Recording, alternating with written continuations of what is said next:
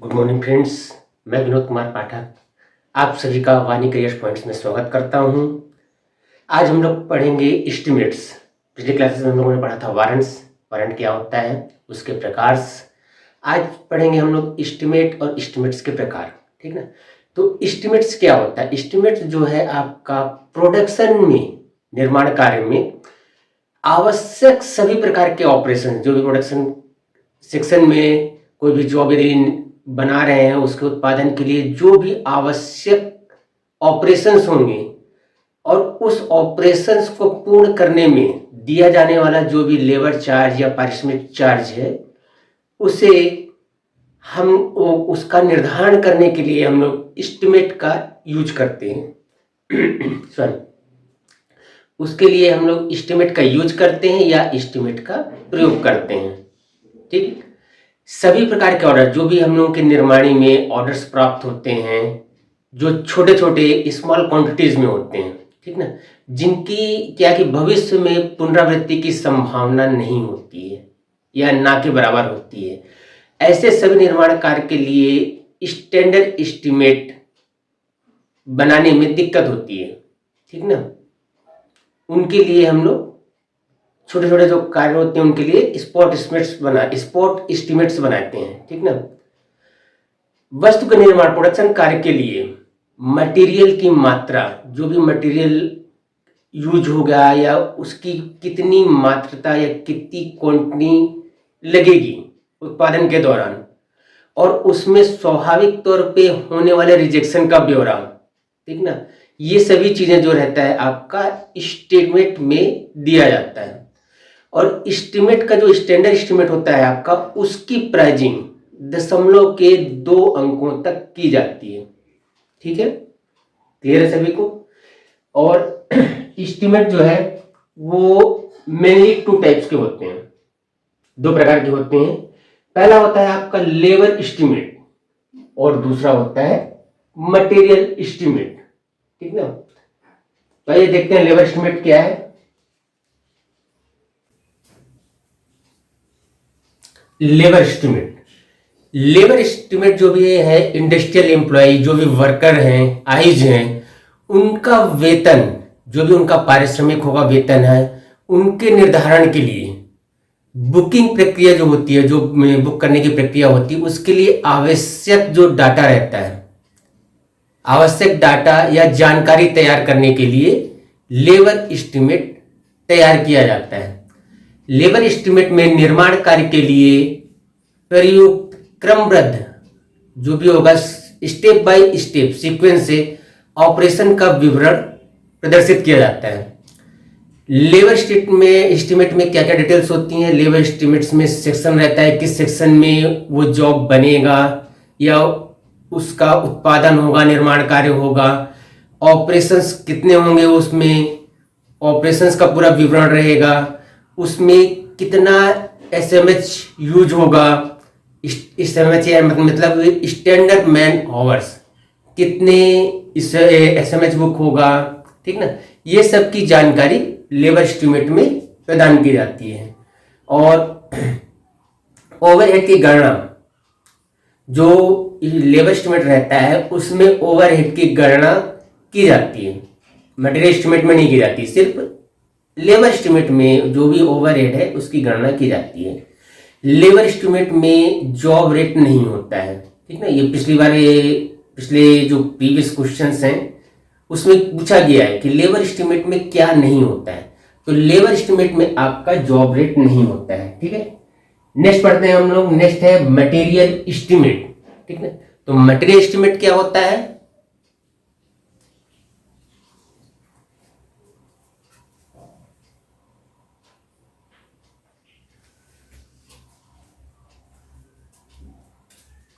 Material estimate, ठीक ना। Material estimate का मुख्य उद्देश्य क्या होता है? मटेरियल एस्टिमेट का मुख्य उद्देश्य उत्पादन में जो भी निर्माण कार्य हो रहा है, जो भी जिस जॉब का उत्पादन हो रहा है, उसमें कितना मटेरियल लगेगा। ठीक ना। मतलब मटेरियल एस्टिमेट का मुख्य उद्देश्य उत्पादन में लगने वाले मटेरियल की मात्रा, क्वांटिटी की गणना करना है।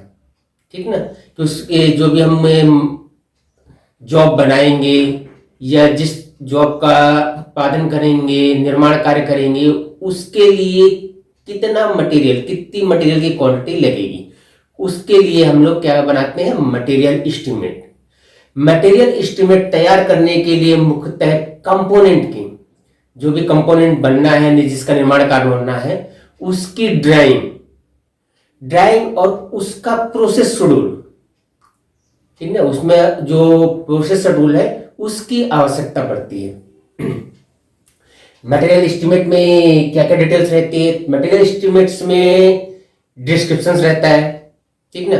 मटेरियल कौन सा लगेगा उसका डिस्क्रिप्शंस रहेगा, फोलियो नंबर रहेगा। फोलियो नंबर कितने डिजिट का होता है? फोलियो नंबर 10 डिजिट्स का होता है, 10 अंकों का आपका फोलियो नंबर होता है। यू की क्वांटिटी होती है, यू की मतलब यूनिटी क्वांटिटी, ठीक ना, कितने यूनिट्स बनेगा या कितनी क्वांटिटी उस जॉब की तैयार होना है, उसकी जानकारी रहेगी। साथ में यूएआर परसेंटेज भी दिया रहेगा। यूएआर क्या है? अनअवॉइडेबल रिजेक्शन, उसकी भी मात्रा मटेरियल एस्टिमेट में दी जाएगी। सोर्स ऑफ सप्लाई, सप्लाई कहां से होनी है उसकी जानकारी दी जाएगी मटेरियल एस्टिमेट में। उसका रेट दिया जाएगा, उसकी वैल्यू दी जाएगी, ठीक ना। निर्माणी में जैसे ही ऑर्डर प्राप्त होता है, जैसे ही ऑर्डर प्राप्त होगा उसके पश्चात सबसे पहले क्या होता है, एस्टिमेट का अवलोकन किया जाता है कि कहीं यह जॉब पहले से निर्माणी में बना है। यदि बना है तो उसका एस्टिमेट पहले से तैयार होगा। उसके लिए हम लोग पुराने एस्टिमेट का अवलोकन करते हैं। यदि एस्टिमेट पूर्व में नहीं बना है और किसी अन्य निर्माणी में ये पहले से यदि इसका उत्पादन हुआ है, इस जॉब का उत्पादन हुआ है, तो वहां से एक कॉपी निर्माणी में मंगवाई जाती है, ठीक ना। लेकिन वो जो कॉपी आती है उसका जो अवलोकन किया जाता है, एक रफ एस्टिमेट की तरह उसका अवलोकन किया जाता है, उसका प्रयोग किया जाता है। क्योंकि जहां पे वो पहले बन रहा था, जिस निर्माणी में वो पहले जॉब बन रहा था, वहां की मशीन्स अलग थी, वहां का वर्किंग कंडीशन अलग था। और जहां निर्माणी में अभी आया है, नया ऑर्डर आया है, वहां का निर्माणी में जो मशीनें हैं, किस मशीन्स में कौन सा ऑपरेशन होगा, किस तरह की मशीनें हैं, इसलिए यहाँ पे जो दूसरी निर्माणी से यदि एस्टिमेट आया है तो उसे एक रफ एस्टिमेट की तरह यूज किया जाता है और यहाँ पे उसका अवलोकन करके एक स्टैंडर्ड एस्टिमेट बनाया जाता है, ठीक।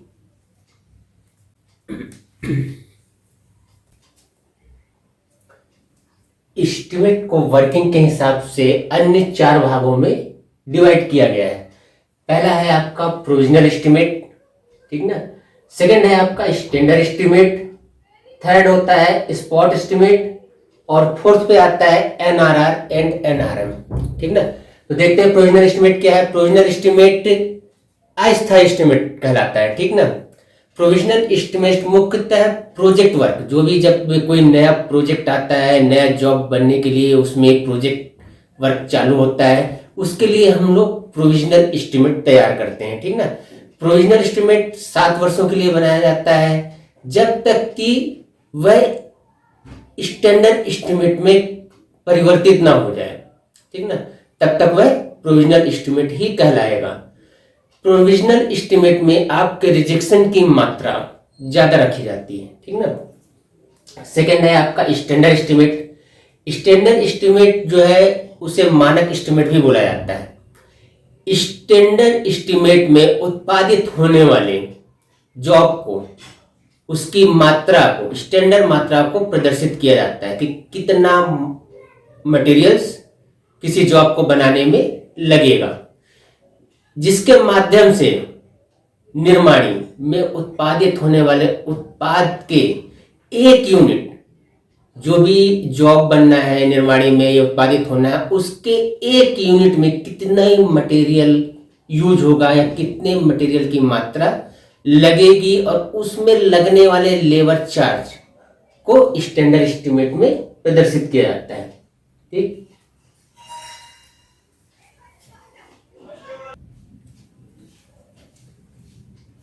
स्टैंडर्ड एस्टिमेट उत्पादन अनुभाग में पहले से ही बनाए जा रहे उत्पाद के लिए एस्टिमेट को आईडी अनुभव, निश्चित समय के लिए लेबर रेट तथा उत्पादन के लिए आवश्यक सामग्री का निर्धारण करता है। ठीक ना।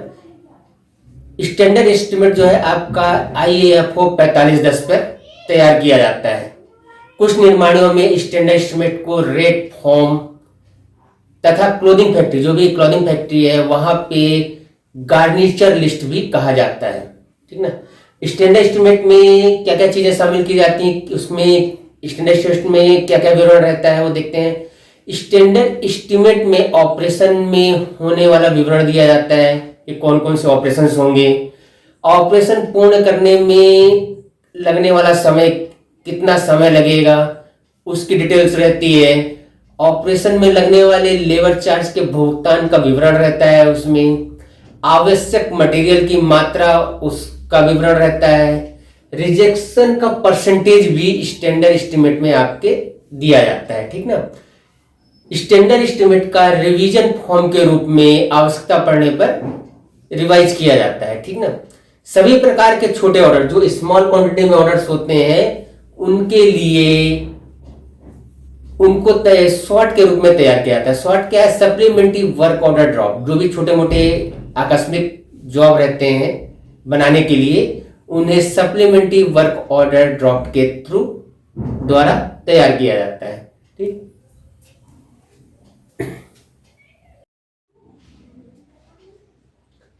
स्टैंडर्ड एस्टिमेट, स्टैंडर्ड एस्टिमेट की एक प्रति रिवीजन फॉर्म के साथ में अकाउंट ऑफिस को भेजी जाती है।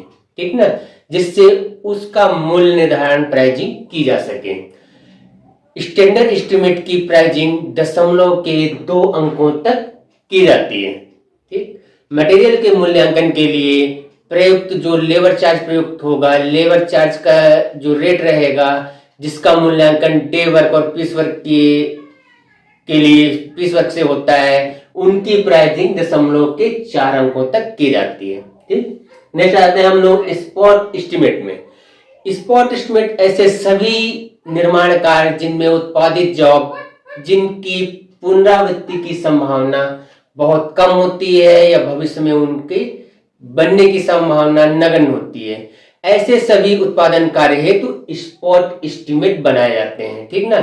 Spot estimate short, supplementary work order drop तथा अन्य छोटे मोटे कार्यों के लिए यूज किया जाता है। अर्थात वह एस्टिमेट जो तत्काल उत्पादन की आवश्यकता के अनुसार उत्पादन कार्य करने के लिए रेट और एस्टिमेट सेक्शन या आईडी अनुभाग द्वारा तैयार किया जाता है, वे स्पॉट एस्टिमेट कहलाते हैं।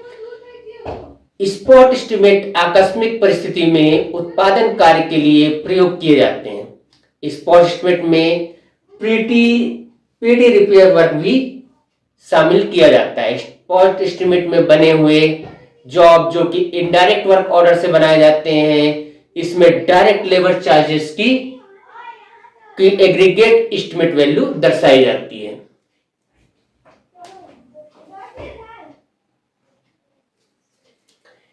नेक्स्ट आता है आपका एनआरआर और एनआरएम। ठीक ना। एनआरआर क्या होता है? Non recurring rate. ठीक ना। और एनआरएम क्या बोला जाता है? Non recurring material. उत्पादन के लिए आवश्यक विभिन्न लेबर एवं मटेरियल्स के लिए आवश्यक क्वांटिटी और डिस्क्रिप्शन के लिए आवश्यक क्वांटिटी और डिस्क्रिप्शन के लिए स्टैंडर्ड एस्टिमेट में जानकारी प्रदान की जाती है। ठीक ना। स्टैंडर्ड एस्टिमेट में के द्वारा जब उत्पादन किया जाता है, उसके बावजूद भी इसमें जॉब के उत्पादन में कई बार त्रुटियां हो जाती हैं। त्रुटियों के कारण उसमें अतिरिक्त उत्पादन कार्य आवश्यक हो जाता है। स्टैंडर्ड एस्टिमेट में अतिरिक्त लेबर या अतिरिक्त मटेरियल का कोई भी प्रावधान नहीं होता है। इस परिस्थिति में अतिरिक्त लेबर ऑपरेशन और अतिरिक्त लेबर मटेरियल के लिए एनआरआर और एनआरएम के लिए एस्टिमेट में प्रावधान दिया गया है। एनआरआर और एनआरएम के लिए सेक्शन, जो भी सेक्शन होगा जहां पे जॉब का निर्माण हो रहा है या होना है, शॉप वाइज या सेक्शन वाइज R&D और वर्क ऑफिस द्वारा अलग अलग रजिस्टर तैयार किए जाते हैं।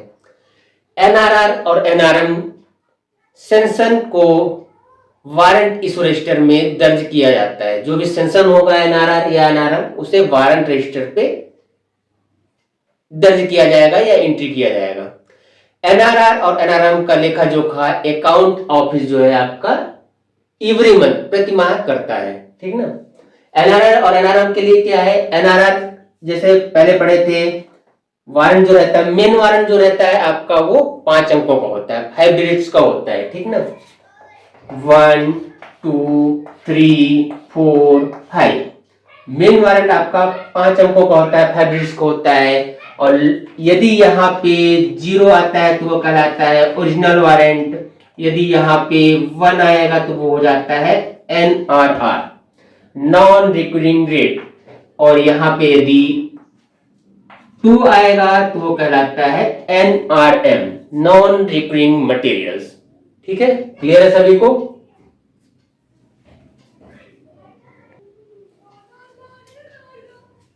एनआरआर नॉन रिकरिंग रेट, निर्माण कार्य में उत्पादन कार्य हेतु आवश्यक लेबर ऑपरेशन, जो भी आवश्यक लेबर रहेंगे उनका जो चार्जेस रहेगा, मटेरियल चार्जेस, इनका सभी का विवरण किसमें दिया जाता है, स्टैंडर्ड एस्टीमेट में दिया जाता है। लेकिन उत्पादन में होने वाली त्रुटियों के कारण टारगेट जो है, जॉब है आपका, वो कंप्लीट नहीं हो पाता है, पूर्ण नहीं हो पाता है। ऐसी परिस्थिति में जो अतिरिक्त मटेरियल एवं अतिरिक्त लेबर की आवश्यकता पड़ती है, उसके लिए स्टैंडर्ड एस्टीमेट में मटेरियल के लिए एनआरएम बनाया जाता है और लेबर चार्ज के लिए एनआरआर यूज किया जाता है। ठीक, नेक्स्ट क्लासेस में इसके आगे का पढ़ेंगे हम लोग। तब तक के लिए आप लोग जो भी वीडियो देख रहे हैं, पसंद कर रहे हैं, वो इसे लाइक करिए, सब्सक्राइब करिए, ठीक है। नेक्स्ट क्लासेस में हम इसके आगे पढ़ेंगे। तब तक के लिए गुड डे, थैंक यू।